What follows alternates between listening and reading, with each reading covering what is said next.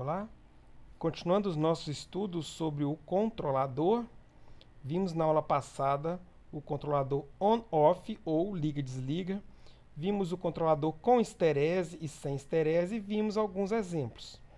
Agora temos aqui um exemplo prático retirado de manuais de boias de controle de nível de caixa d'água, que é um exemplo típico de controle on-off. Então temos aqui,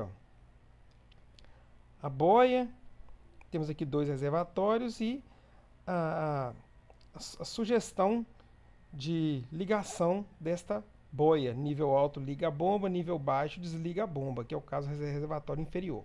Mas o que eu quero mostrar para vocês aqui é onde se regula a esterese. A esterese está nesse contrapeso aqui, ó. Olha que legal. Nesse outro manual explica com detalhes como você regular uma esterese em um controle de nível nesse tipo. Lembrando que isso aqui é um manual comercial, né? Não é um manual técnico, que ele foi feito para qualquer pessoa entenda, não somente os técnicos em automação. Então a linguagem é bem informal, não é aquela linguagem técnica. Então podemos ver aqui um ajuste de esterese no controle de nível através de boias elétricas que se vendem em qualquer depósito.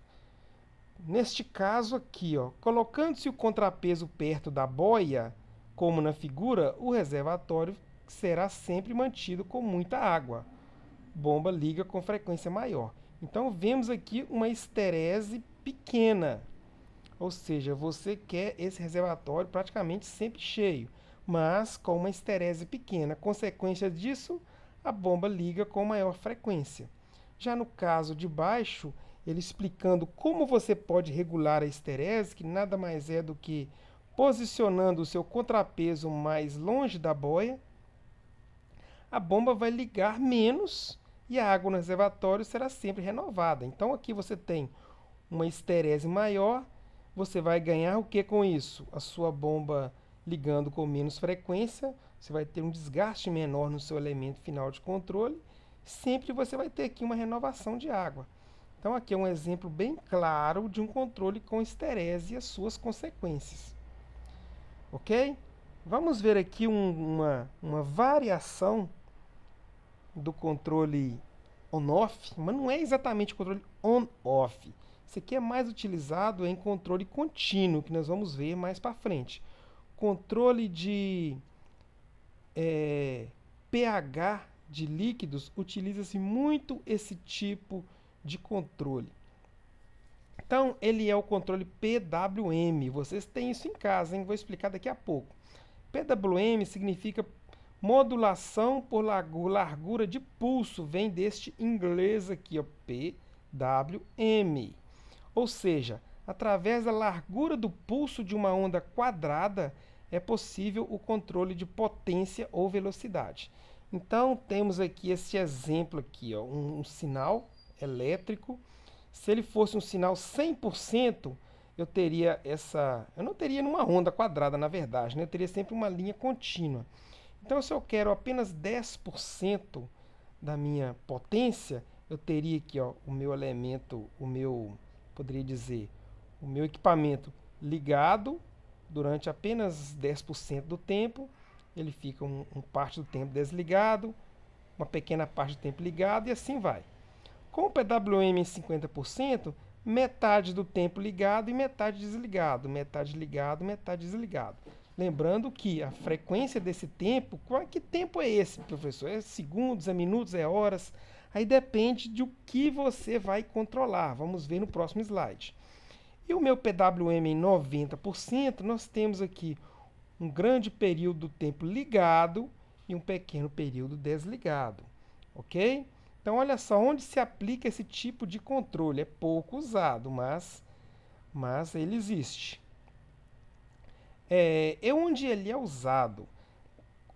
Quando temos uma frequência muito baixa, ou seja, uma frequência onde você consegue até mesmo perceber esse PWM funcionando, fornos micro-ondas, aquela opção que todo micro-ondas tem de você fazer um descongelamento, você está fazendo ali um controle PWM. você controla ali o tempo que o seu magnetron vai ficar ligado e o tempo que ele vai ficar desligado.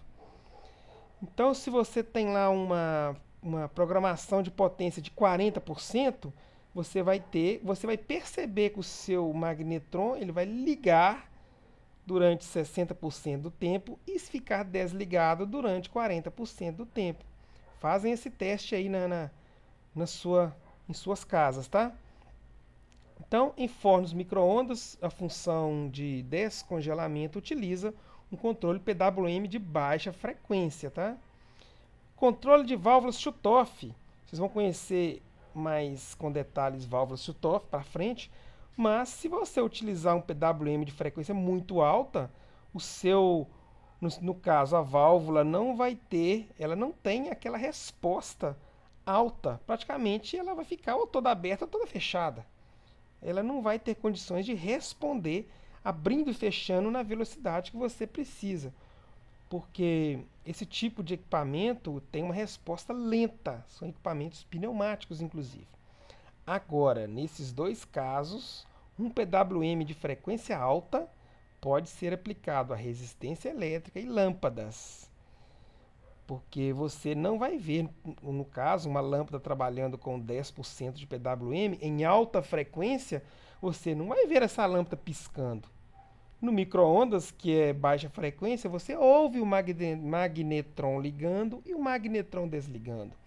Uma lâmpada em alta frequência, você não vê a lâmpada piscando, mas você consegue perceber a sua luminosidade. Um PWM de 10%, ela com um brilho fraco, um PWM com 50%, um brilho mediano, e um PWM com alta frequência, um brilho mais intenso.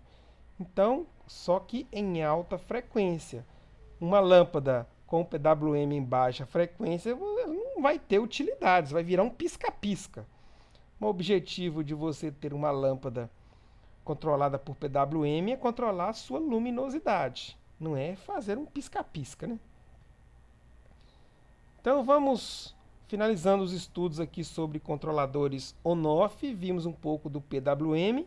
Nosso próximo assunto é um dos mais importantes, que é o controle contínuo, onde vocês vão agora entender como funciona exatamente uma malha de controle fechada, onde vamos aplicar diretamente os conceitos de PV, SP e MV e vamos conhecer isso aqui, ó, o que é o erro em um controle contínuo, ok? Até mais.